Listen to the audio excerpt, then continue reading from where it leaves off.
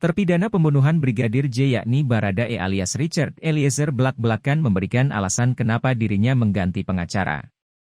Kuasa hukum Baradae sebelumnya adalah Deolipa Yumara yang kemudian diganti oleh Roni Talapesi. Ketika itu Deolipa Yumara jadi kuasa hukum Baradae menuai kontroversi. Waktu itu banyak pihak yang meragukan kemampuan Roni untuk membela Baradae. Sedangkan ketika itu Deolipa sendiri tak yakin Baradae sendiri yang mencabut kuasa terhadapnya. Deolipa yakin ada pihak yang mengintervensi di balik pencabutan kuasa itu. Atas pencabutan kuasa tersebut, Deolipa menggugat perdata ke Presiden Jokowi 15 triliun rupiah. Saya pingin minta dong jasa pengacara dari negara. Ya paling enggak 15 triliun ya. 15 triliun biar kita bisa poya-poya. Lama kerja capek loh. 5 hari nggak tidur, bayangin aja. Kalau nggak dikasih ya saya gugat negara. Bebas kan? Gugat, namanya gugat. Ya enggak? Namun anggapan Deolipa tersebut ternyata meleset. Baradae mengaku dia sendiri yang meminta ganti pengacara. Dia merasa kuasa hukum yang mendampinginya sebelum Roni Talapesi kurang bekerja maksimal. Hal tersebut Richard sampaikan dalam program eksklusif Rosi pada Kamis, 9 Maret 2023, malam. Ya baik Pak, jadi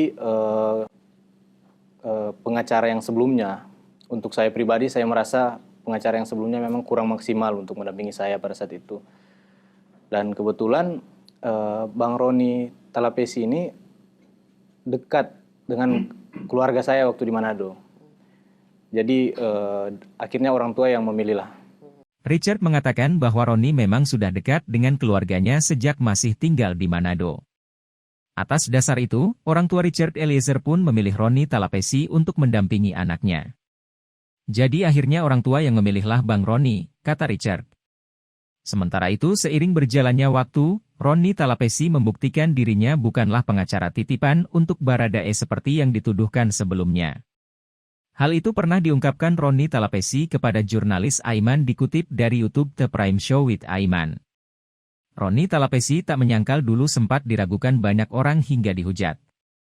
Namun dirinya memilih tidak banyak bicara dan terus fokus membela Baradae.